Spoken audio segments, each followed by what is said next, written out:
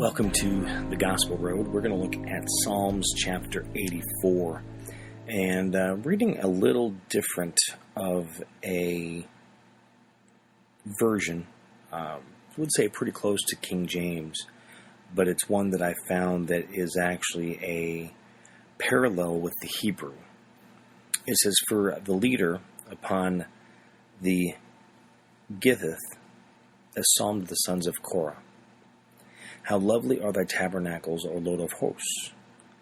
My soul yearneth, yea, even pineth for the courts of the Lord.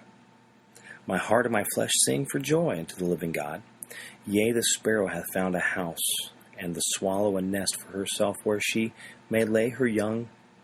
Thine altars, O Lord of hosts, my King and my God. Happy are they that dwell in thy house. They are ever praising thee, Selah. Happy is the man whose strength is in thee, in whose heart are the highways. Passing through the valley of Baca, they made it a place of springs. Yea, the early rain clotheth it with blessings. They go from strength to strength. Every one of them appeareth before God in Zion. O Lord God of hosts, hear my prayer. Give ear, O God of Jacob, Selah. Behold, O God, our shield, and look upon the face of thine anointed. For a day in thy courts is better than 1,000. I'd rather stand at the threshold of the house of my God than dwell in the tents of the wickedness. For the Lord God is a sun and a shield. The Lord giveth grace and glory. No good thing will he withhold from them that walk uprightly. O Lord of hosts, happy is the man that trusteth in thee." Psalms 84. That's what I'm looking at. And I read this a while back. And, of course, it's on my list of ones that I kind of have that I read through that I share on the podcast. And what I'm finding interesting, of course, Psalms, David wrote those, and you're hearing about the joys.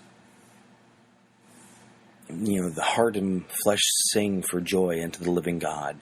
You know, happiness is what we're, happy is a man whose strength is in thee. Happy are they that dwell in thy house.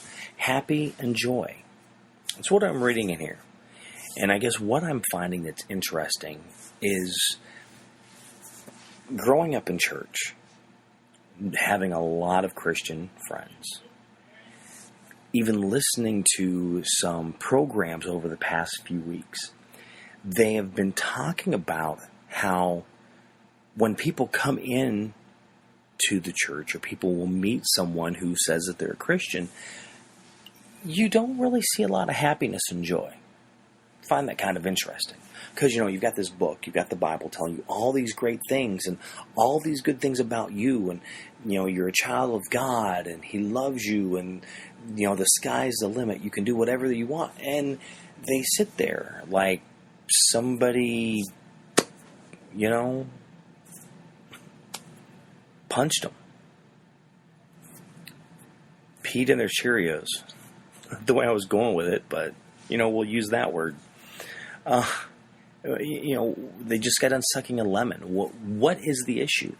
I've actually been listening to a couple shows that have talked about this, that have saying how, a person comes to church or a person meets a Christian and all they're seeing is a big frown. They don't look happy at all.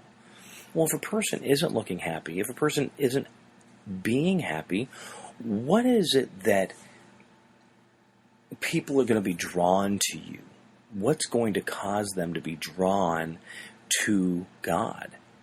If they're looking at a sourpuss, why would they want to have anything to do with you?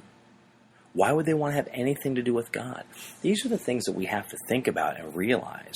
In some ways, you can say, when you go and network or when you work certain jobs, sometimes they talk about being on, and maybe you've had a really rough day and you've got to turn on, and you've got to be happy, and you've got to shake hands, you got to kiss babies, you got to do what you got to do. Well, that is kind of where we are with this, is you have to always be on. It doesn't matter what is happening in your life. You have to show the joy. You have to show the happiness that's in your life. You have to show what good things are happening for you. Even if things don't feel the greatest right now, they're going to change. Something will happen. There's something always better waiting for you. I'm the one for the longest time that just heavy sighs. Not that I don't still do them, but sometimes I think I do them now, and it just goes, I want a break. I need to rest. I need to sleep. I need a vacation. I don't know what it is. I just need something. But, always being depressed, basically. Being down. Just not being happy. Not being joyous. And that's the part that we need to share. That's the part that when we're talking with people, we've got our friends that when we've got to talk to, we've got them to talk to. If you don't, you've got God to just say, dude, things are really crappy right now, and I don't know what to do. Trust me, I do that a lot. I do. But we have to really think about what we're doing. How are we acting in front of people? Are we being happy? It's just like being in a job and you're working around a bunch of negativity. All that's going to do is cause you to be negative and draw you down.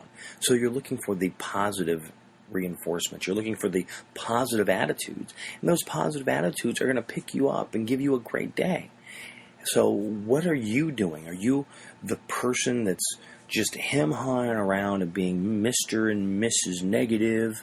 Or are you going to turn that to be positive, to really encourage and exhort one another, and to really show some love for one another, to say, things might be terrible for me, but I'm here for you. What's going on? What's happening? Let's go. Let's get this day done. We've got this project over here we need to do. Let's get this project done. What's going to push you through? How do you get through that? It talks about here, happy is the man whose strength is in thee. For the Lord God is the sun and the shield. The Lord giveth grace and glory. None of us, they go from strength to strength. God takes them through. As we read through the Bible, we read about in the New Testament how, the grace and glory, are we worth God's grace and glory? No, but He thinks that we are. And that's the part to remember, that He thinks that you are. So that alone, draw from that happiness, draw from that strength, so then you can give that to somebody else. Thank you for listening to the Gospel Roads. Read it, Psalms 84. That's the chapter we're looking at today. Check it out, all right? Till next time, have a great day. God bless.